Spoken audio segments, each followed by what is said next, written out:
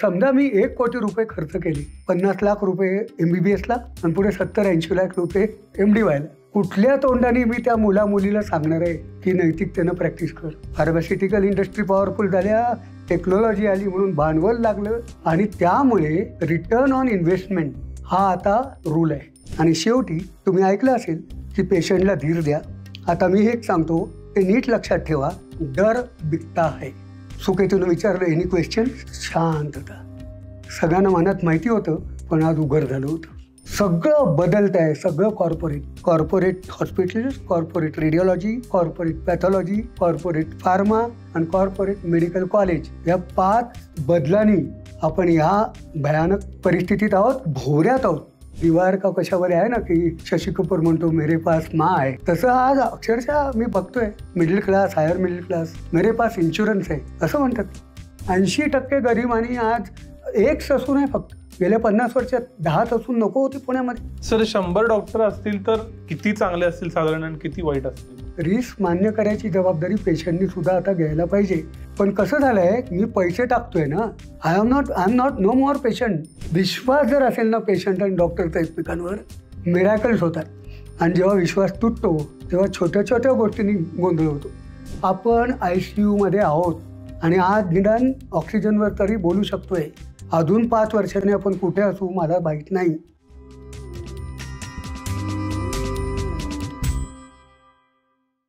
नमस्कार, मी विनायक पाचलक आणि थिंक बँकच्या बिहाइंड द सीन्स मध्ये तुम्हा सगळ्यांचं पुन्हा एकदा मनापासून स्वागत. गेल्या काही दिवसांमध्ये पुण्यामध्ये घटना घडली आणि त्या घटनेच्या अनुषंगानं सगळ्यांच्याच मनामध्ये वैद्यकीय सेवा, आपली हेल्थ, आपलं आजारपण, अचानक घडणारी इमर्जन्सी, या सगळ्या विषयीचे प्रश्न येऊ लागले, येत आहेत. आणि या सगळ्याच्या निमित्तानं नक्की वैद्यकीय सेवा कशी आहे आत्ता, ती बदलली आहे का, आपण एक व्यक्ती म्हणून काय काळजी घ्यायला हवी, या सगळ्या विषयी चर्चा करायची आहे. आणि त्यासाठी माझ्या बरोबर आहे डॉक्टर अरुण गद्रे. सर स्वागत आहे थिंक बँक वरती. नमस्कार. सरांची ओळख प्रदीर्घ आहे. शिक्षण झाल्यानंतर खेडेगावात काम करायचं म्हणून आधी किनवट आहे, मग लासलगाव आहे, अशा वेगवेगळ्या ठिकाणी सरांनी सेवा दिली. सर स्वतः MD गायनेकोलॉजिस्ट आहेत. याच्याशिवाय association of ethical health care प्रॅक्टिशनर्सचे ते मेंबर आहेत. पुणे डॉक्टर्सचा जो फोरम आहे त्याचे ते सदस्य आहेत. आणि एकूणातच चांगली वैद्यकीय सेवा यासाठी जे लोक काम करतात, जे व्यावसायिक काम करतात, त्याच्यामध्ये गद्रे सरांचं नाव गेले कित्येक दशकं घेतलं जातं. आणि शिवाय त्यांनी आजवर असंख्य पुस्तकं लिहिलेली आहेत या सगळ्याविषयी. कैफियत नावाचं त्यांचं पुस्तक नंतर इंग्लिशमध्ये सुद्धा आलं. ह्या सगळ्याची खूप चर्चा झाली. आणि नुकतंच या वैद्यकीय सेवांच्या बदलत्या प्रारूपाबद्दलची त्यांची कादंबरी आलेली आहे, ज्याचं नाव आहे ऱ्हासचक्र, ज्याच्यात त्यांनी यातल्या कित्येक गोष्टी मांडलेल्या आहेत. त्यामुळे या विषयावर बोलण्यासाठी सरांशिवाय दुसरा योग्य व्यक्ती आता कोणी असणार नाही असं आम्हाला वाटलं आणि त्यामुळे सरांशी बोलायचं आहे. सर स्वागत आहे पुन्हा. हाच मुद्दा आहे, तुमची कादंबरी हा तर भाग झालाच, पण आत्ता पुण्यात जी घटना घडली त्याच्यानंतर नक्की वैद्यकीय सेवा आज कशी आहे, तो व्यवसाय आहे का धर्म आहे का सेवा आहे, या सगळ्यांच्या बद्दल प्रत्येकाच्या मनात कमी अधिक प्रश्न आहेत. तुमच्या मते आत्ताचं वैद्यक क्षेत्र नक्की कसं आहे? दुर्दैवानी गोष्ट अशी आहे की माझ्या आयुष्यात, म्हणजे मी 84ला MD झालो ग्रँड मेडिकल कॉलेजमधून, आणि त्यावेळेचं वातावरण, त्यावेळेचं पर्यावरण वैद्यकीय खूपच छान होतं. ते सगळं झपाटले पण होतं. आणि आम्ही सुद्धा त्या काळात बाबा आमटेंमुळे, यांच्यामुळे झपाटलो होतो. 78 साली मी डॉक्टर प्रकाश आमटेंकडे हेमलकसाला गेलो आणि तेव्हा मी ठरवलं की आता जरी MD असलो तरी आपण जिथे नाही डॉक्टर तिथे जावं. आणि तुम्ही आत्ता उल्लेख केला त्याप्रमाणे आधी किनवट या छोट्या आदिवासी भागात आणि नंतर लासलगावला 20 वर्ष जवळपास माझं स्वतःचं हॉस्पिटल मी चालवलं. हे सगळं वैयक्तिक पातळीवर मी बोलतोय, कारण मी प्रॉडक्ट आहे त्या युगाचा. ज्या वेळेला, उदाहरणार्थ त्यावेळेला कसं होतं, काय होतं त्यावेळेला जे आज नाही, किंवा आज आहे ते त्यावेळेला नव्हतं. एक म्हणजे कॉलेजची फी मला 500 रुपये 6 महिन्याला होती. आम्ही सगळे म्हणजे मेरिटमध्ये सगळे पहिले 400 लोक 500 लोक हेच, पण म्हणजे ओपन मेरिटमध्ये आल्यानंतर 500 रुपये फी होती 6 महिन्याला. आणि ती सुद्धा मला वाटतं थोडीफार परत मिळाली, नापास नाही झालो म्हणून. आज फी किती आहे? आज प्रायव्हेट आज आज सरकारी हॉस्पिटलमध्ये सुद्धा 3-4 लाख रुपये लागतात बाहेर पडायला. म्हणजे सरकार का घेतं मला माहीत नाही, कारण तो वेगळा मुद्दा आहे. कारण सरकारची हॉस्पिटल चालू असतात, सगळं चालू असतात, मुलं फक्त वाढतात. पण हे नाही, तो मुद्दा आजचा नाही. पण सरकारचं जरी ठीक आहे छोटं म्हटलं आपण, प्रायव्हेट मेडिकल कॉलेजेस आज जवळपास 60% प्रायव्हेट मेडिकल कॉलेजेस आहेत. आमच्यावाला एक होतं मणिपालचं. आणि त्यावेळेला म्हणजे आता ही प्रायव्हेट मेडिकल कॉलेज इंडस्ट्री आली. आता माझ्यासारख्याला प्रश्न पडतो की समजा मी 1 कोटी रुपये खर्च केले, 50 लाख रुपये MBBSला आणि पुढे 70-80 लाख रुपये MD व्हायला, म्हणजे 1.25 कोटी केले, परत 1 कोटी माझा स्ट्रक्चरचा हॉस्पिटलचा खर्च झाला. कुठल्या तोंडाने मी त्या मुलीला सांगणार आहे की नैतिकतेनं प्रॅक्टिस कर? आणि ही पहिला गोष्ट बदलली म्हणजे प्रायव्हेट मेडिकल कॉलेज. तुम्हाला गंमत सांगतो, 1982 मी MD गायनॅक करत होतो. त्यावेळेला महाराष्ट्र असोसिएशन ऑफ रेसिडेंट डॉक्टर्सचा आम्ही मेंबर, जरा पहिल्यापासूनच आम्ही लढवई. तर त्यावेळेच्या सरकारनं पहिलं प्रायव्हेट मेडिकल कॉलेज महाराष्ट्रात सुरू केलं. त्याला विरुद्ध करून आम्ही गेलो होतो संपावर. आता आम्हाला तर संपावर जायची गरजच नव्हती, आम्हाला काहीच बिघडत नव्हतं, आम्ही ऑलरेडी पोस्ट ग्रॅज्युएट होत होतो. पण समाजाचं याच्यात भलं नाही. आणि ही जी कादंबरी आहे, ही कादंबरी 80 साली सुरू होते. आणि त्याचा जो काय म्हणतात प्रोटॅगॉनिस्ट आहे, त्याचा हिरो म्हणा, विलन म्हणा, कारण सुकेतू धर्माधिकारी, कार्डिओलॉजिस्ट, अत्यंत लोअर क्लास मिडल क्लासमधून प्रचंड श्रीमंती हुशारीवर तो कार्डिओलॉजिस्ट होतोय. आणि तो माठचा चेअरमन आहे. आणि त्याला सगळं फ्रस्ट्रेशन येतं की समाज आपल्या बाजूने उभी नाही, काय राजकारणी कोणाला समजतच नाही की आपण काय बोलतोय, का संप करतोय म्हणून विचारायला कोणी आलं नाही. आणि तो त्यांनी म्हणजे कादंबरी असं लिहिलं आहे, तो मोनोलॉग देतो दारूबिरू पिऊन की सगळा समाज बदलत आहे, बॉल्स टू दिस नैतिकता वगैरे. आता सगळं मेडिकल विश्व बदलत आहे, आता फक्त हे असा टर्न घेतलेला आहे. तेव्हा खरंच तो टर्न घेतला प्रायव्हेट मेडिकल कॉलेजेस. दुसरं म्हणजे फार्मा इंडस्ट्री प्रचंड पॉवरफुल आहे. म्हणजे त्यांच्यावर तेव्हापासून आणि आजपासून महाराष्ट्र म्हणजे मेडिकल व्यावसायिकावर आता national medical commission, Maharashtra medical council, आमच्यावर काहीतरी नियंत्रण आहे. आमचं लायसन्स कॅन्सल होऊ शकतं. There is no act for pharmaceutical. आणि बेभान सगळं, म्हणजे इतक्या त्याचे भरपूर उदाहरणं आहेत. पण मी दुसरं लगाम म्हणजे फार्मा. तिसरं म्हणजे इतकी टेक्नॉलॉजी आली आता.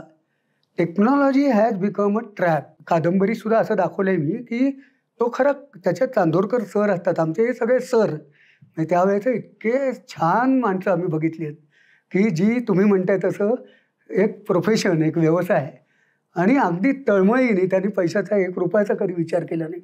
अशी असंख्य माणसं होती, पुण्यात होती, मुंबईत होती, आमचे हे सगळे सर मॅडम. तर त्यांनी त्या एका सरांनी काढलेल्या एका ट्रस्ट हॉस्पिटलमध्ये तो CEO आहे आणि त्याचं चाललं आहे चांगलं. पण त्याला एक क्षणी असं लक्षात येतं, जे बदललं आहे, मी जे आपण बदल तो म्हणजे टेक्नॉलॉजी यायला सुरुवात झाली. आणि टेक्नॉलॉजी कॉस्ट, पैसे मिळतात त्याला. आणि त्या ट्रस्ट हॉस्पिटलने तरी कुठून पैसे करणार, तो डायलेमा मी याच्यात आणले. आणि तिथे काय बदललं मग की त्याच्यासारखा महत्त्वाकांक्षी माणूस तो सटकतो. तो म्हणतो की नाही, मला सर्वोत्तम व्हायचं आहे, सर्वोत्तम डॉक्टर व्हायचं आहे, माझं हॉस्पिटल सर्वोत्तम. या सर्वोत्तम आणि एका अर्थाने पेशंटला चांगली सोय देतोच आहे तो. पण त्याच्यासाठी जी अब्जावधी रुपये लागणार आहेत, कोट्यावधी रुपये लागणार आहेत, ते त्याला कुठून मिळवायचे. मग तो कॅपिटलकडे जातो. आणि बरोबर 86 साली अपोलो हॉस्पिटल सुरू झालं, पहिलं कॉर्पोरेट हॉस्पिटल. आणि ही सुरुवात आहे ती, मी त्यांना विलन म्हणत नाही, दे आर द चेंज. हे घडताय, हे घडत आहे आणि आपण इथे पोचलो आहे. आणि जेव्हा डॉक्टरच्या हातातून हॉस्पिटल सुटलं, म्हणजे मी माझं कर्ज काढलं होतं. का काढलं? लासलगावसारख्या ठिकाणी, की लोकांना मला सर्व्हिस द्यायला मला माझं हॉस्पिटल लागणार म्हणून मी पैसे घातले होते कर्ज घेऊन. आता कोण पैसे घालतं, कशासाठी पैसे घालतं? तर आता तर गेल्या काही वर्षात फॉरेन डायरेक्ट इन्व्हेस्टमेंट 100% आहे. म्हणजे तिथून इथपर्यंत भांडवल बदललं. फार्मास्युटिकल इंडस्ट्री पॉवरफुल झाल्या, टेक्नॉलॉजी आली म्हणून भांडवल लागलं. आणि भांडवली कुठून आलं तर ते असं यायला लागलं. आणि त्यामुळे रिटर्न ऑन इन्व्हेस्टमेंट हा आता रूल आहे. म्हणजे तुम्हाला सांगतो माझ्या कादंबरीमध्ये कसं बदलत गेले हे मी दाखवलं आहे. सुकेतू बदलत गेला आणि तुम्हाला त्या बदलाचा फक्त एक 2 पॅराग्राफ वाचून दाखवतो म्हणजे अंदाज येईल. म्हणजे काय होतं की ते ट्रस्ट हॉस्पिटल आहे. सगळे बिचारे चांगले डॉक्टर, सगळे 99% डॉक्टर म्हणून पेशात असतात. पण हॉस्पिटल ॲडमिनिस्ट्रेशन आणि टार्गेट तर ते आता बदलतं. आता सगळं बदललंच ना, म्हणजे बिझनेस प्रारूपच बदललं. म्हणजे एकीकडे चॅरिटी होतं, आता प्रॉफिट झालं. कारण बदललं, ते मेडिकल आउट हॉस्पिटल झालं. आता ते चांदोरकर मेमोरियल हॉस्पिटल नाही. आणि आता सुकेतू हा CEO, तो CEO त्यांना ॲड्रेस करतो आणि तो असं म्हणतो, त्याच्यात आता लिहिलं आहे, मीटिंग चालू आहे डॉक्टरांची. सुकेतूनी अस्वस्थता टिपली. तुम्ही सगळे एक्सलंट डॉक्टर आहात. तेव्हा खरं पाहता तुम्हाला हा प्रॉफिटचा ग्राफ असा वाढवता येईल. काही गोष्टी मनात ठेवायच्या. म्हणजे विंडोज कसं नवीन आला की आपण डिफॉल्ट बदलतो, तसं आता नवा बिझनेस डिफॉल्ट तुम्हाला घ्यायचा आहे. म्हणजे बघा, म्हणजे अगदी साधं आहे खरं म्हणजे, फक्त तुमच्या मनात ते फिरलं पाहिजे. तुम्ही ऐकलं असेल की सर्जरी हा सगळ्यात शेवटचा उपचार. आता मी सांगतो, सर्वात प्रथम विचार करायचा तो सर्जरी आणि प्रोसिजरचा. तुम्ही ऐकलं असेल की पेशंट तुमचा केंद्रबिंदू असायला पाहिजे.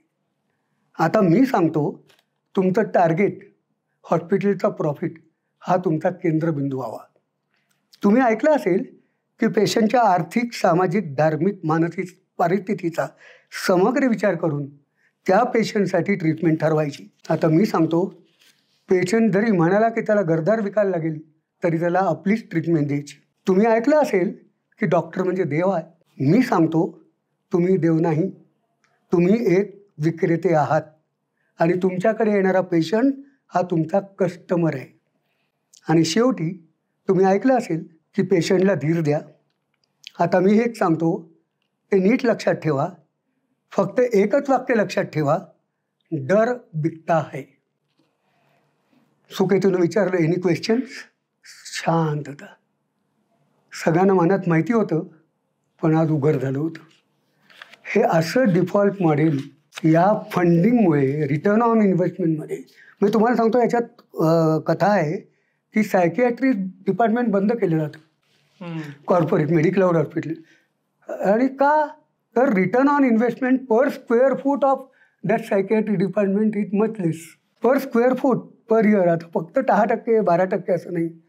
आणि हे सगळं डॉक्युमेंटेड आहे. सगळ्या जगभर हे घडत आहे आणि भारतात सुद्धा ते घडलं आहे. आणि याला हे 40 वर्षात असे आमूलाग्र बदल झालेले आहेत. आणि त्यामुळे प्रॉब्लेम असा पण झालेला आहे की मॉल हॉस्पिटल, ज्याला मी मॉल हॉस्पिटल म्हणतो, कारण माझं गद्रे हॉस्पिटल बिचारं असंच गरीब दिसणारं, बाकडी असणारं. काही ट्रस्ट हॉस्पिटल आहेत खूप चांगली 150 वर्ष कामं करणारी. मिशन हॉस्पिटल्स आहेत, त्यांचं क्रॉस सबसिडीवर बिझनेस आहे. म्हणजे तुमच्या माझ्याकडून पैसे घेणार आणि गरीबाला फ्री देणार. आज आम्ही मॉल हॉस्पिटलमध्ये चाललो आहे, त्यांच्याकडे पैसेच येत नाही आहेत. सगळं बदलत आहे, सगळं कॉर्पोरेट. आणि कॉर्पोरेटची खूप मोठी corporate hospitals, corporate radiology, corporate pathology, corporate pharma आणि कॉर्पोरेट मेडिकल कॉलेज, या 5 बदलांनी आपण ह्या भयानक परिस्थितीत आहोत, भोवऱ्यात आहोत. म्हणजे कोणालाच समजत नाही. आणि डॉक्टरांची सुद्धा इतकी वाईट परिस्थिती झाली आहे की त्यांचं चक्रात गेलेलं ऊस झालं. They are also just a worker. They are dancing on the tune of management. आणि त्यामुळे तुम्हाला फक्त एक शेवटचं काका चांदोरकर आहेत, ते ह्या बाबतीत काय बोलतात ते दाखवतो मी कादंबरीत. मग आपण बोलूच. काका चांदोरकर मरण्याच्या आधी एक व्याख्यानमालेमध्ये व्याख्यान देतात. ते आता त्यांनी सगळं बघितलं आहे, ही शिफ्ट बघितली आहे. आणि ते सांगतात, अजून एक धोकादायक टेक्टोनिक शिफ्ट सुनामी आली आहे. ती म्हणजे वैद्यकीय व्यवसायाला इंडस्ट्री म्हणून बघण्याची. सुश्रुत आणि हिप्पोक्रॅटिसच्या काळापासून आज तागायत डॉक्टरांची प्रेरणा ही पेशंटचं भलं होती. पण मला असं दिसतं आहे की आता हे सगळं कॉर्पोरेटच्या हातात जात आहे. आणि त्यामुळे तुमची परिस्थिती नाजूक होणार आहे. एकीकडे तुम्हाला माहिती आहे तुमच्या ज्ञानाप्रमाणे की ही सर्जरी करायची गरज नाही, पण टार्गेट पुरं करायला तुम्हाला ती करावी लागणार आहे. आणि तुमची दुभंगावस्थेमध्ये मला पोरापोरीनो फार काळजी वाटते.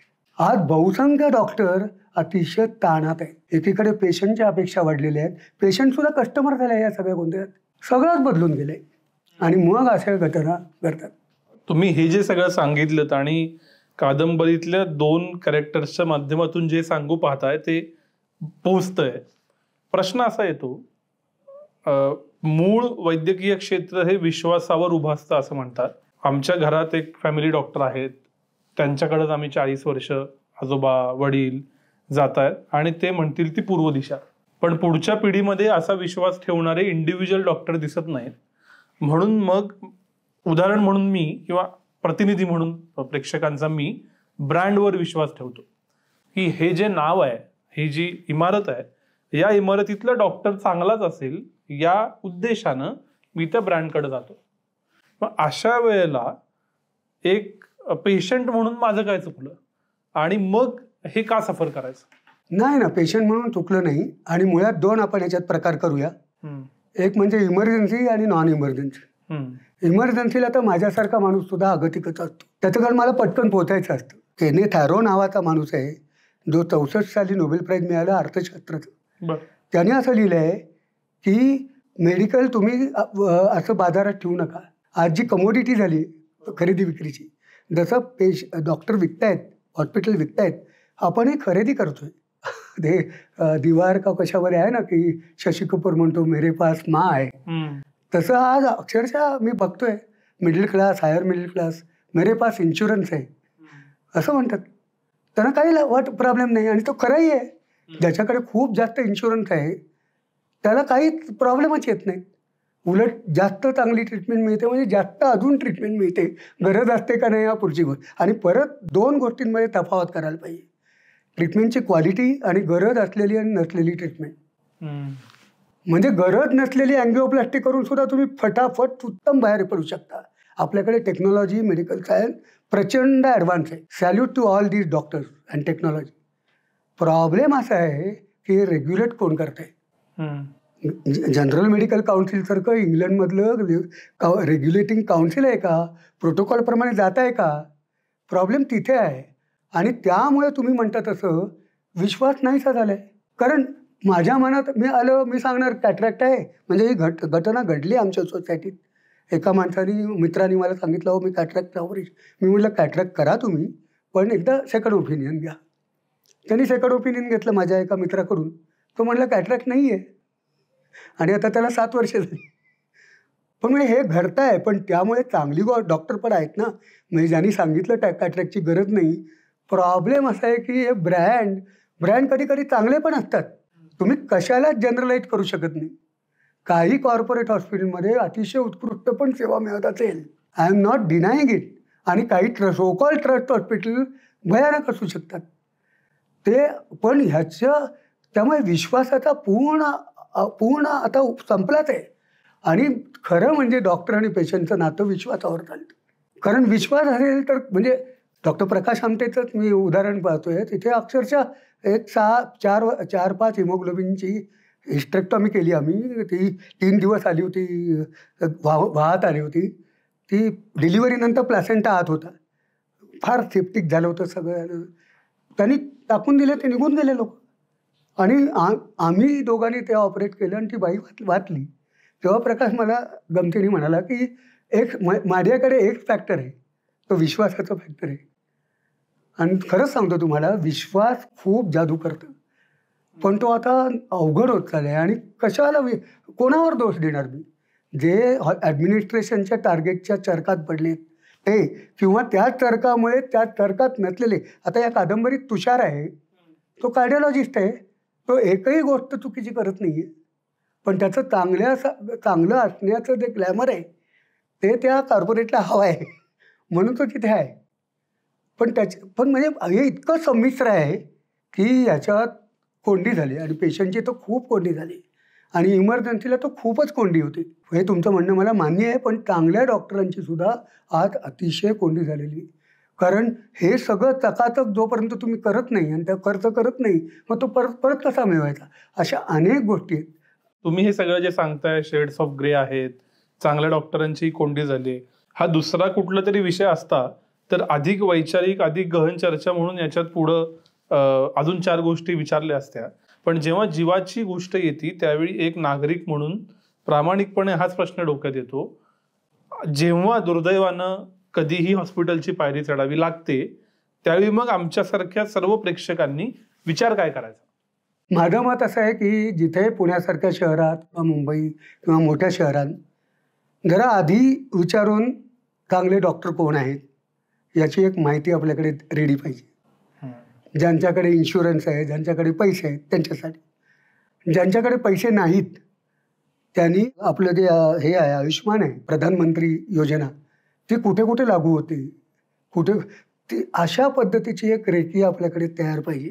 त्याचं कारण ऐनवेळी जेव्हा होतं तेव्हा जसं आपलं व्हील आपण तयार करून ठेवतो तसं एक अल्गोरिदम आपल्या घरी आपल्या नातेवाईकांसाठी तयार पाहिजे की मला पहिलं इथे इथे हॉस्पिटलला आणि या डॉक्टर.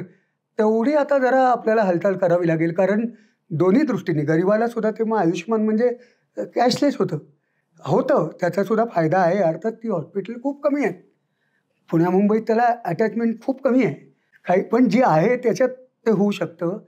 ते ग्रामीण भागात तर आयुष्मान नाहीच आहे, कारण कुठे हॉस्पिटलच नाही, तिथे काय तो वेगळा मुद्दा आहे. पण जिथे ज्यांना शक्य आहे त्यांनी या दोन जंत्री तयार करून ठेवणं आणि सगळ्यात शेवटी म्हणजे आजारी न पडण्यासाठी काळजी घेणं, ती पण घेत नाही आपण. रोज व्यायाम करणं, व्यसनांपासून दूर राहणं, रात्रीची झोप मिळवणं, सोशल मीडियापासून कमी होणं, ॲडिक्शन कमी होणं, चरबट म्हणजे सगळ्यांना माहिती आहे, कोणाला माहीत नाही असं नाही, वळत नाही ते. तर हे पण करणं आपल्या हातात आहे. त्याचं कारण आज ज्याला आपण म्हणतो की ऑक्युपेशनल आजार किंवा लाईफस्टाईल आजार ते 60% वाढलेले आहेत. आता पूर्वीसारख्या डायरियानी माणसं नाही मरत, आता हार्ट अटॅकनी मरतात, डायबिटीसनी मरतात. हे सगळं कंट्रोल करणे ठेवू शकतो आपण, ते कंट्रोलमध्ये ठेवण्याची गरज आहे. पण हे सगळं व्यक्तिगत. माझ्यासारख्याला विचाराल जे आम्ही 10-12 वर्ष alliance of doctor for ethical health care आणि जनस्वास्थ्य अभियान या दोन याच्यामधून आम्ही, कारण हे शेवटी आपले प्रयत्न अपुरेच पडणार. सिस्टीमच झाली पाहिजे. आता उद्या UK तुम्ही गेलात, अमेरिकेत गेलात, अमेरिकेत 2 मॉडेल वेगळी आहेत. UK सगळं सरकारी आहे, अमेरिकेमध्ये सगळं प्रायव्हेट आहे. पण रेग्युलेटरी मेकॅनिझम इतके टाईट आहेत आणि शिक्षा इतक्या जबर आहेत की असं घडणारच नाही की एक ऑप्थॉल्मॉलॉजिस्ट सांगतोय कॅटरॅक्ट आहे आणि दुसरा म्हणतो नाही, शक्यच नाही. हे घडू शकतं आणि ते कॅपिटलिस्ट देशामध्ये घडू शकतं. जपानमध्ये हॉस्पिटलला प्रॉफिट मिळवायला परवानगी नाही, डॉक्टर्स त्यांचे चार्जेस घेऊ शकतात पाहिजे तेवढे. Hospital is not a business. आता त्यांचं कायदा आहे, हे सगळं अवेलेबल आहे. युनिव्हर्सल हेल्थ केअर नावाची पद्धत अवेलेबल आहे. पण याच्यासाठी खूप मोठा लढा देतो आम्ही, आमच्या परीने बारीक बारीक लढा देतो आहे. युनिव्हर्सल हेल्थ केअर त्याच्यातही प्रॉब्लेम आहेत. आज इंग्लंडमध्ये पण प्रॉब्लेम निर्माण झाला आहे, अमेरिकेत प्रॉब्लेम निर्माण झालेले आहेत. त्याचं कारण 90 नंतर जे याच्यात आलं आहे जागतिकीकरणामुळे, वर्ल्ड बँकेच्या प्रेशरखाली कमोडिटीमध्ये ढकला, कल्याणकारी योजना आता आरोग्य नाही. हे जी फिलॉसॉफी आली ती भयानक फिलॉसॉफी आहे. आरोग्य आणि शिक्षण या कल्याणकारीच असल्या पाहिजेत. केनेथ आरो म्हणतो तसं ही कमोडिटीच नसली पाहिजे, आणि असली तर अतिशय स्ट्रिक्टली रेग्युलेटेड असली. आपल्याकडे रेग्युलेटेड नाही, असले ती कागदावर आहेत फक्त, आणि चांगल्या डॉक्टरांना फक्त बघावं लागतं आणि बाकीचे सगळे आणि काही मनमानी आहे ना. म्हणजे कोणी म्हणतं कॅटरॅक्ट आहे, कोणी म्हणतं अँजिओप्लास्टी करा, कोणी म्हणतं नी जॉईंट रिप्लेसमेंट करा. खरं पण असतं, पण विश्वास नाहीसा होतोय सगळ्यांचा या सगळ्या गोंधळामुळे, आणि त्यामुळे कन्फ्युजन, अँगर आणि अशी एक, आणि तुम्ही म्हटलं ते खरं आहे, हा जीवन मरणाचा प्रश्न असतो. त्यामुळे जगातल्या कुठले, म्हणजे एकच सांगतोय तुम्हाला की का प्रॉब्लेम झाला आहे आपल्या. त्याचं कारण सुकेतू एक शेवटचे 2 पॅरेग्राफ वाचतो फक्त. तो सांगतो की मध्यंतरी कोकणात 150 वर्षाचा पूल अचानक कोसळला. बातम्या मोठ्या आल्या, पण काही दिवसांनी फॅक्ट फाइंडिंग कमिटीचा रिपोर्ट आला अगदी बारीक अक्षरात की वाळूचा उपसा झाला होता. त्याच्यामुळे त्याचा आधार गेला आणि तो पडला. वाळू माफियांमुळे खरा तो पूल पडला होता. आज या विटनेस सेमिनार आहे, म्हणजे सगळी धाराधरती आहे 40 वर्षात कुठून कुठे आली, जे आपण बोलतोय ते. हो, तुम्हाला हेच कळणार आहे की वैद्यकीय व्यवसायाचा पूल सुद्धा कोसळतो. तो समाजात उभा असलेला शेवटचा पूल होता. समाजातल्या नैतिकतेच्या वाळूचा झपाट्यानं उपसा होत असताना अनेक पूल आमच्यासमोर कोसळत आले आहेत. कोणतेही वर्तमान उतरलं, TV बघा, राजकारण, शिक्षण, अनेक पूल सगळे एक एक करून कोसळत आहेत. फक्त हा होता कारण काका चांदोरकर आणि काही डॉक्टर खंबीरपणे उभे होते. पण आज तोही पडलाय. जरा थांबतो म्हणला, पण याला जबाबदारी आम्हीच आहोत का फक्त? तर नाही. समाजाच्या सुद्धा प्रेरणा, त्यांच्या प्रायोरिटी, चंगळवाद, कंझ्युमर, माझ्याकडे इन्शुरन्स म्हणून असलेला माज, आणि ह्या सगळ्यात आपण सगळे सहभागी आहोत. आणि त्यामुळे सुधारणा व्हायची असेल तर सगळ्यांनी करायला लागेल. हा जो एथिक्सचा मुद्दा आहे जो याच्यातून प्रतीत होतो, त्याच्यात एक तर भाग कॉस्ट, म्हणजे इनपुट कॉस्ट, आर्थिक भाषेत मला 2 कोटी घालायचे तर काढायला हवेत. याच्या पलीकडं काय आहे? जेवढ्या एकमेव कारणासाठी ओव्हरऑल इथिक्सची लेवल कमी झाली आहे, का अजून काही कारण आहेत की ज्याच्यामुळं इथिकल प्रॅक्टिसची गरज नाही असं काही जणांना वाटतं? नाही, आता नुसतं एथिक्स असू शकत नाही.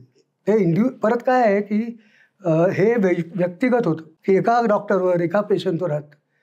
म्हणून जगात नेहमी सिस्टीम सुधारलेली आहे. आणि जसं बिल क्लिंटन फेमसली म्हणाला होता, इट्स इकॉनॉमी स्टुपिड, तर ते इट इज इकॉनॉमिक क्रुएल असं म्हणतोय मी. आणि ती क्रुएल इकॉनॉमी थांबवायची समाज म्हणून आज गरज आहे. आणि त्याच्यासाठी राजकारण्यांचा सहभाग लागणार आहे, लोकांचा दबाव लागणार आहे. कारण सिस्टीम सुधरू शकतात. आज मी म्हटलं तसं अमेरिकन युनियनमध्ये तुम्हाला असं काहीतरी विचित्र करून चालणारच नाही आहे. तिथे ट्रस्ट आहे पक्का. पण ही सिस्टीम आपल्याकडे आणता येईल, भारतात आणता येणार नाही आमची अजिबात अशी मला वाटत नाही. इच्छाशक्ती कमी पडते आणि आपल्याकडे लोकशाही आहे. राजकीय इच्छाशक्ती म्हणून त्यांना दोष देणार नाही मी. समाजाची पण ती असायला लागेल. आणि ती आपल्याला सगळ्यांना ती दबाव आणायला लागेल, निवडणुकीचा मुद्दा करावा लागेल आणि सिस्टीममध्ये ठोस बदल करायला लागतील.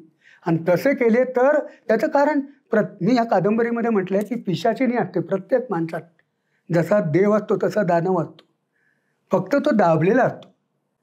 एकावर सोडलं तर ते क्वचित काहीतरी अपवाद चांगले किंवा वाईट असतात. पण जेव्हा त्याला बाहेर यायला वाव मिळतो, ही system economic cruel, return on investment foreign direct.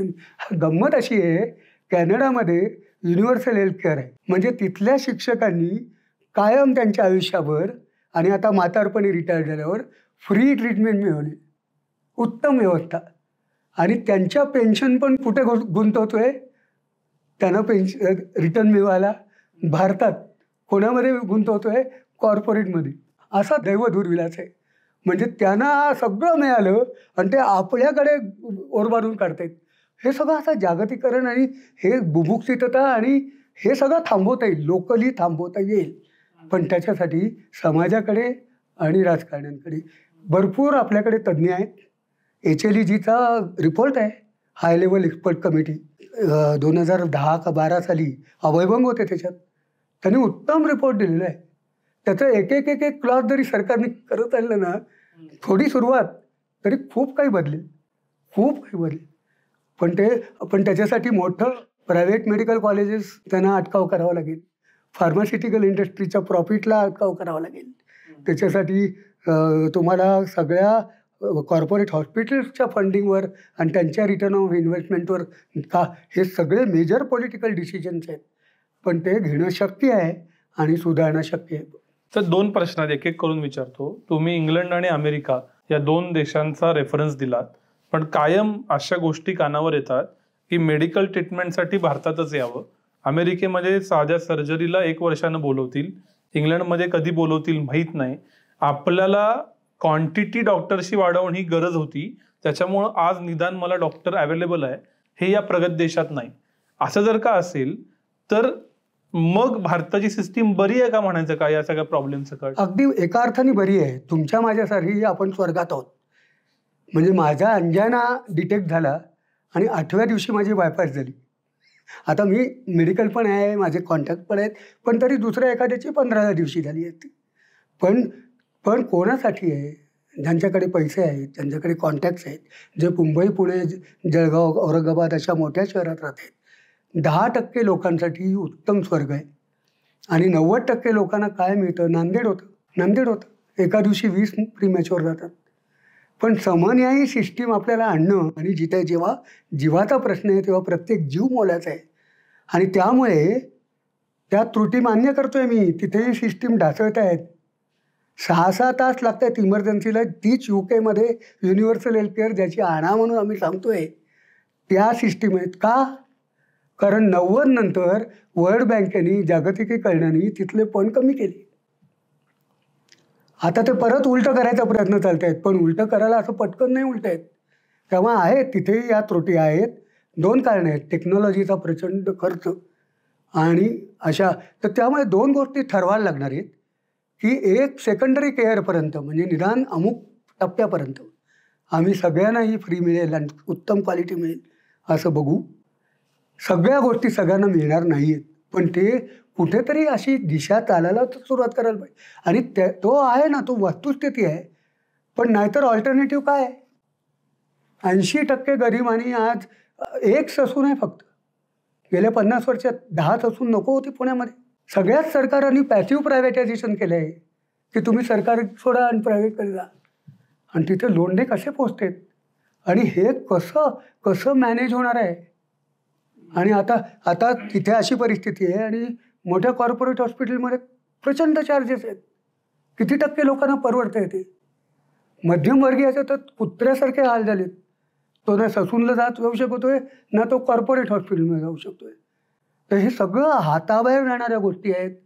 आणि म्हणून तिथली उदाहरणं खरी आहेत, ती चॅलेंज म्हणून घेऊन त्या आपल्या परिस्थितीत आपल्याला काय करता येईल ते सुधारणं अत्यंत तातडीने. आपण ICUमध्ये आहोत आणि आज निदान ऑक्सिजनवर तरी बोलू शकतोय. अजून 5 वर्षांनी आपण कुठे असू मला माहीत नाही. आणि हा इमोशनल मुद्दा आहे हे आपल्याला दिसतंच आहे, सगळीकडेच दिसतं. आणि का नसावा? माझं कोणी जर गेलं तर मी इमोशनली उद्रेक होणारच. आणि खरा व्हायलाच हवे, पण तो उद्रेक योग्य ठिकाणी व्हायला पाहिजे की सरकारच्या पॉलिसीकडे जायला पाहिजे. एकेका हॉस्पिटल किंवा एकेका डॉक्टर किंवा ते तात्कालिक होतंच. ते आम्ही ऑक्युपेशनल हजार्डच असतो, तो मान्यच करतो मी. पण त्याच्या पलीकडे उद्रेक गेला पाहिजे. आणि अशा चिकट मलमपट्ट्यांवर आपण आता विश्वास ठेवायला नको. आपण आमूलाग्र बदलाकडे जायला. आणि त्याच्यासाठी आपल्याकडे तज्ज्ञांची फौज उभी आहे. इच्छा समाजाची आणि राजकीय इच्छाशक्तीची आहे. समाज तर घेईल असे आपण अपेक्षा धरूया स्टेप्स. त्या दृष्टीनं प्रबोधन आपण करतोय. व्यक्ती म्हणून आता या क्षणी मला आणि माझ्या कुटुंबाला इन्शुरन्स शिवाय पर्याय नाही, हे सत्य आहे का? पण तो प्रचंड महाग झालाय. माझा 5 वर्षापूर्वी 30-1 हजाराचा इन्शुरन्स माझा आणि माझ्या बायकोचा, फक्त 5 लाखाचा. आज त्याच्यात काय होणार आहे मला माहीत नाही. अजून 10 वर्षांनी. आता माझं वय 67 आहे आणि मी आता कमवत नाही आहे, त्याच्यामुळे मला इन्शुरन्स कोणी वाढवणार पण नाही. ठीक आहे, आता काय येईल तेव्हा काहीतरी घरचं विकून करू. पण ही परिस्थिती आमच्यावर पण आहे आणि इन्शुरन्स प्रचंड वेगाने वाढतोय आणि त्याला सुद्धा कुठेतरी घरबंद सरकारला घ्यावा लागेल. आणि तो सुद्धा पटकन मिळतोच असं नाही. काहीच हॉस्पिटलमध्ये कॅशलेस व्यवस्थित मिळतं, बाकी ते खिट्या घालून 15-20% कमी, ते पण एक टॉर्चर आहे. पण इन्शुरन्सशिवाय पर्याय नाही, हे दुर्दैव आहे. माझा 5 लाखाचा इन्शुरन्स 4 वर्षात 30,000वरून 60,000 केलेला आहे. आणि तो असाच वाढत चालला तर ₹1,00,000 म्हणजे इट्स अमेझिंग. म्हणजे शक्य नाही आहे, सगळ्यांना नाही शक्य. मी सुदैवी आहे की दिनांत तेवढं तरी मला शक्य होत आहे, पण हे नाही होत शक्य. आणि मग हे कसं करणार? म्हणजे समजायच्या पलीकडे. एक मुद्दा पहिल्या तुमच्या उत्तरापासून माझ्या मनात घुळतोय, कारण माझी बॅकग्राऊंड तंत्रज्ञानाची आहे. Technology is a trap. हे आजवरच्या माझ्या तरी निदान समजुतीच्या कॉन्ट्ररी आहे. की टेक्नॉलॉजीनं फायदा होतो असंच आम्ही समजत आलो. तर टेक्नॉलॉजी इज अ ट्रॅप हे मला तुम्ही सांगितलेलं पटतंय, पण अजून थोडं समजावून सांगा, कारण ते काय झालंय म्हणजे थोडं अजून समजेल. ते आता कसं आहे, टेक्नॉलॉजी हे वरदान पण आहे. म्हणजे माझी 18 वर्षापूर्वी कॉर्पोरेटमध्येच अँजिओप्लास्टी झाली. आत्ता 2 वर्षापूर्वी ट्रस्ट हॉस्पिटलमध्ये माझी बायपास झाली. पण म्हणजे हे सगळं भारतात त्या मानाने किफायत दरात तुम्ही म्हटलं तसं हे घडू शकलं. त्याचं कारण टेक्नॉलॉजी आली इथे. आपले डॉक्टर्स तर एक्सलंटच आहेत, त्यामुळे ते सगळं मिळालं. पण ती टेक्नॉलॉजी आणायला काय असतं, आता समजा म्हणजे माझंच उदाहरण देतो. लासलगावला मी माझं 20 वर्ष हॉस्पिटल चालवलं. आता पुढे गायनेकोलॉजिस्ट म्हणून मी पुढे जायला पाहिजे ना. फक्त डिलिव्हरी हिस्टेक्टॉमी करून नाही चालणार. म्हणजे मला IVF करायला पाहिजे, म्हणजे मला लॅप्रोस्कोपिक सर्जरी करायला पाहिजे. As a merit holder gynaecologist माझी ती ॲस्पिरेशन असणार.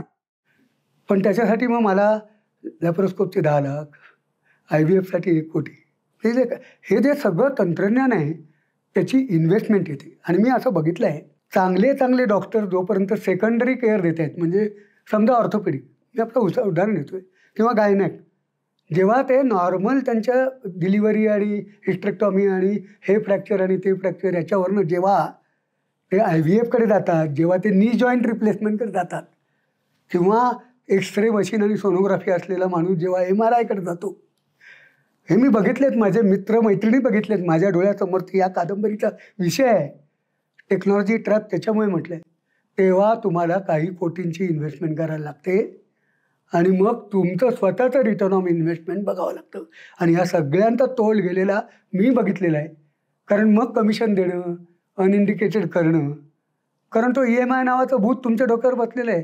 ह्या दृष्टीने टेक्नॉलॉजी ट्रॅप आहे. पण त्यामुळे खरं सांगू का, वैद्यकीय सेवा कधीच चीप नव्हती. आपल्या संस्कृतमध्ये वैद्यराज नमोस्तुभ्यम यमराज सहोदर यमहरती प्राणानी वैद्य प्राणानी धनानीच, असं कधी 1000 वर्ष कधी काहीतरी पूर्वीचं संस्कृत सुभाषित आहे. म्हणजे वैद्यराज आणि यम दोघं भाऊ आहेत, पण यमापेक्षा वैद्यराज वाईट, कारण यम फक्त प्राणच नेतो, वैद्य प्राण आणि धन नेतो. हे सगळी प्रायव्हेट कमोडिटीज होती, व्यापारच होता, स्वस्त नव्हतं. ते 1945 सालापासून सोशलाइज मेडिसिन झालं, युनिव्हर्सल हेल्थकेअरकडे गेलं, सगळ्यांना कल्याणकारी व्यवस्था. हा रिसेंट चेंज आहे. आणि त्यामुळे आजसुद्धा ती महागच आहे. तुम्हाला चांगली वैद्यसेवा कमी पैशात मिळणार नाही. आणि टेक्नॉलॉजी जेव्हा आली आहे तेव्हा तो खर्च कोटींनी वाढलेला आहे. त्यामुळे समाजाला तो करावा लागेल. काही ट्रस्ट हॉस्पिटल उत्तम चालली आहेत, ज्यांनी तो देणग्यांवर केलं आहे.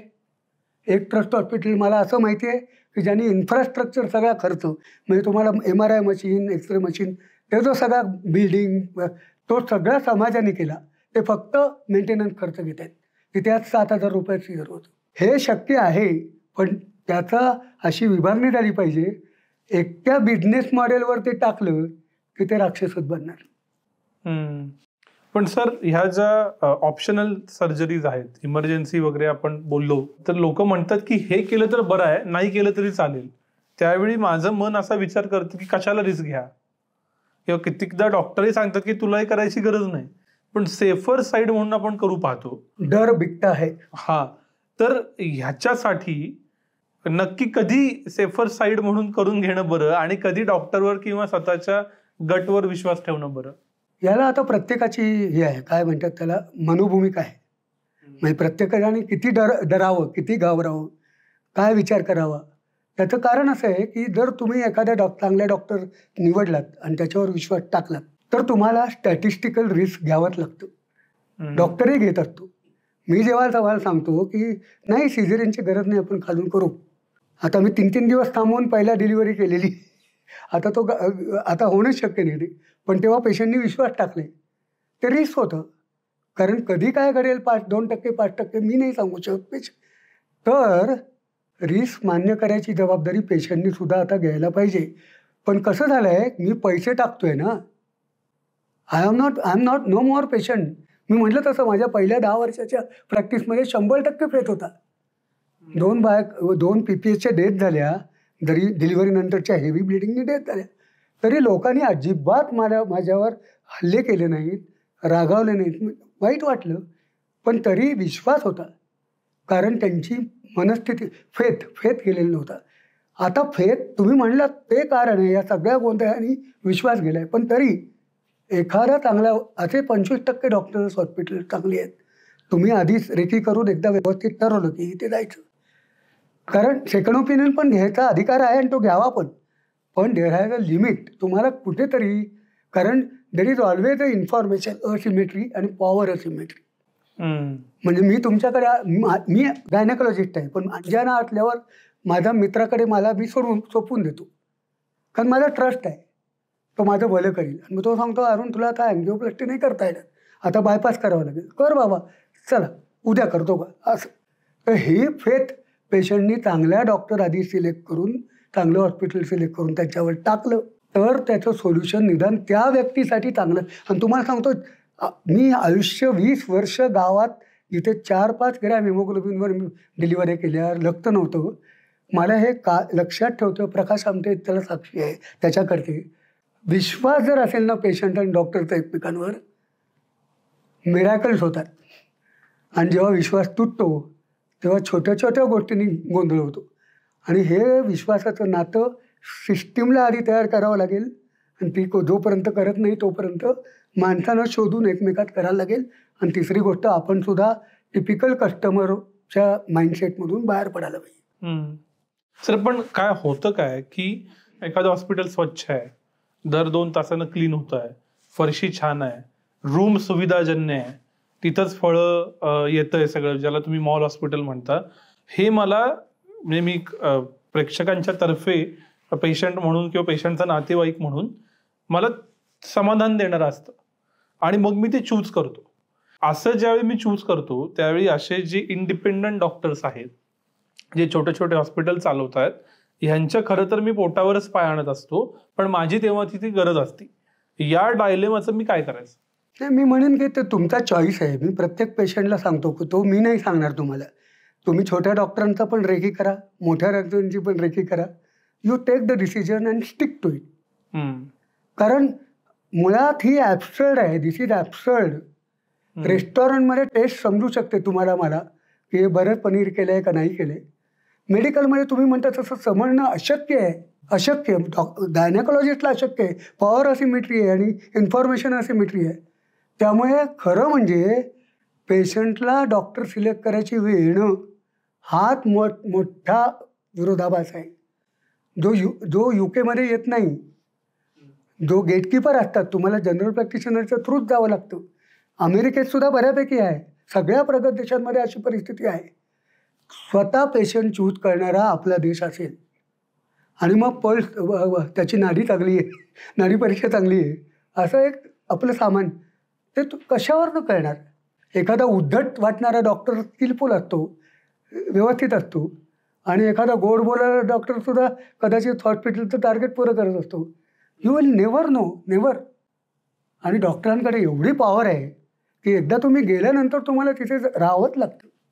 Very difficult. त्यामुळे ही पद्धत बदलायला लागेल मुळात. आणि ती जोपर्यंत आहे तोपर्यंत व्यक्तिगत लेवलला आपण कोणावर विश्वास टाकायचा हे ठरवावं लागेल आणि त्याला स्टिक व्हायला लागेल. ते खूप दिवसापासून पडणारा प्रश्न आहे. एक असं ऐकलेलं होतं आम्ही, कदाचित चुकीचं असेल, की डॉक्टरांना जाहिराती करता येत नाही. पण हॉस्पिटलच्या मात्र प्रचंड जाहिराती आणि मीडिया स्पेंड दिसतो, भाग एक. दुसरं असा एक रिपोर्ट मी इंग्लिशमधला वाचला गेल्या महिन्यात, त्यावेळी याची सिव्हिरिटी कदाचित कळली नव्हती, की जे तुम्ही पेन्शन फंड म्हणला किंवा प्रायव्हेट इक्विटी फर्म्स या इतक्या वेगानं भारतातलं मेडिकल अक्वायर करतायत की जे जेन्युइन डॉक्टर आहेत, ज्यांच्या जेन्युइन हॉस्पिटलच्या चेन आहेत, त्यांनाही त्या चालवता येणं अशक्य झालंय.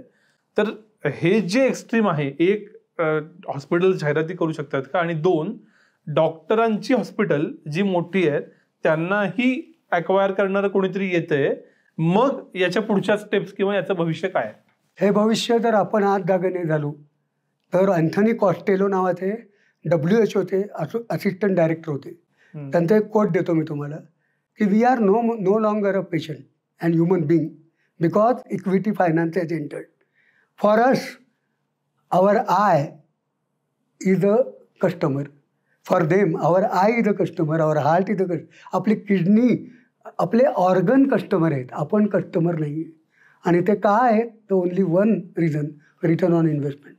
ही सुनामी आलेली आहे, पोचलेली आहे आणि ती आता डिस्ट्रॉय करते सगळं. छोटी हॉस्पिटल बंद पडत आहेत. गद्रे हॉस्पिटल लासलगावला बंद पडले. मी गेली 20 वर्ष पुण्यात आहे, प्रॅक्टिस करत नाही आहे. का? ही सुनामी आहे. मी फार तर दात सोडून पळालेला कॅप्टन म्हणा मला, पण मी आहे. आज कित्येक हॉस्पिटल बंद पडत आहेत. तर हे सगळं सुनामी आहे. आणि आता या निद्रेतून, आपल्या कुंभकर्णाच्या निद्रेतून समाजाला बाहेर पडून हा निवडणुकीचा आणि मुद्दा प्राधान्याने पुढच्या 3 निवडणुका करायला लागेल. तर काहीतरी ते दिसायला लागेल. आणि ते नाही तर मग ही सगळी सुनामी सगळं उद्ध्वस्त करून जाणार आहे. आणि त्याचं नुसतं तसं राहणार नाही. ते मी मगाशी म्हटलं तसं हा ज्वालामुखी आहे. इमोशनल विषय आहे हा. भयंकर इमोशनल विषय आहे. आज काय होत आहे आणि काय लोक किती काय सहन करतील.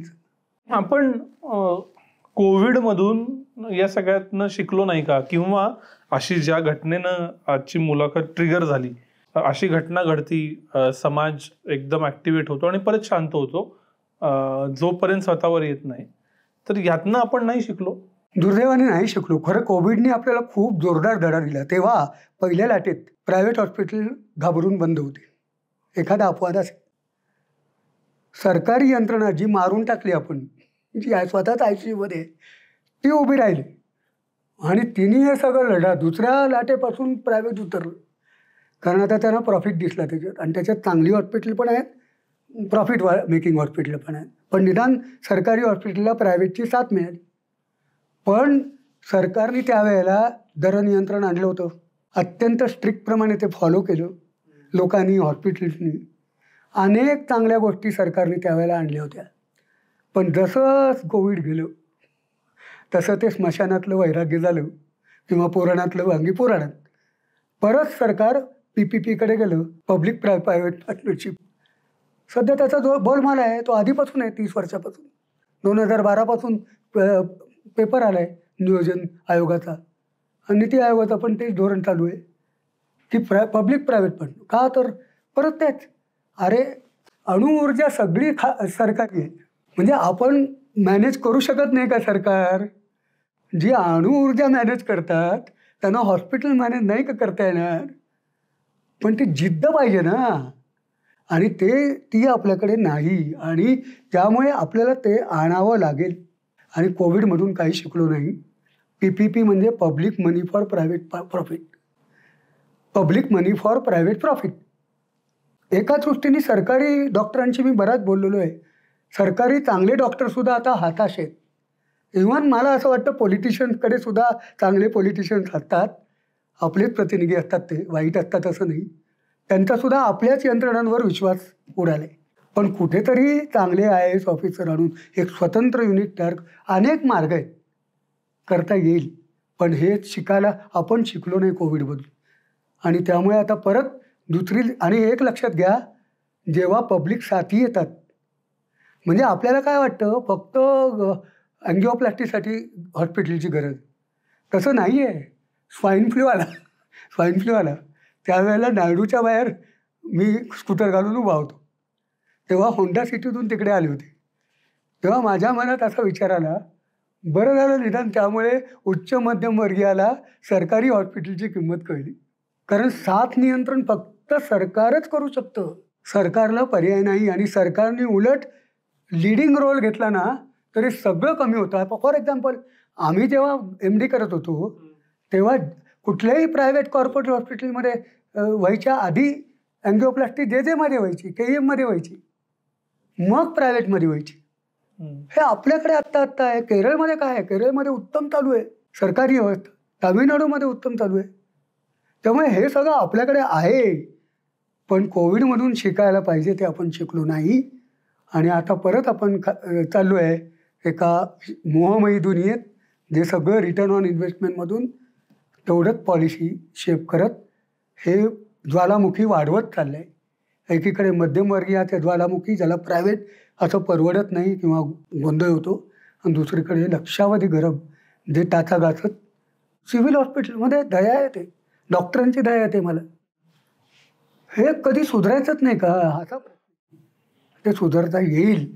पण त्याच्यासाठी कोविडमधून ज्या काही शिकलो आहे ते चालू ठेवायला पाहिजे. सर, 100 डॉक्टर असतील तर किती चांगले असतील साधारण आणि किती वाईट असतील? तसं नाही मी सांगू शकणार, कारण त्याला अर्थ नाही. पण काही डॉक्टर अतिशय. पण एक लक्षात घ्या, परत सिस्टीम. आमच्या पिढीमध्ये हे प्रमाण खूप जास्त होतं चांगल्या डॉक्टरांचं. मी मगाशी म्हटलंच असं, ज्यांनी 3 कोटी आणि 2.5 कोटी रुपये खर्च केलेत तो चांगला असूच कसं शकेल? ज्याला आपल्या MRI मशीनसाठी कोट्यावधी रुपयाचं कर्ज घ्यावं लागतंय तो चांगला कसा असू शकेल? म्हणजे ह्या सिस्टीम आणि इकॉनॉमीमध्ये माणसांचे पपेट होत आहेत.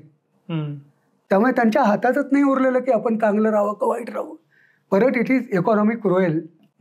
सर, शेवटच्या प्रश्न, आधीचा प्रश्न, तुम्ही म्हणालात तसं रेकी करून ठेवा, चांगले डॉक्टर बघून ठेवा, हॉस्पिटल्स बघून ठेवा.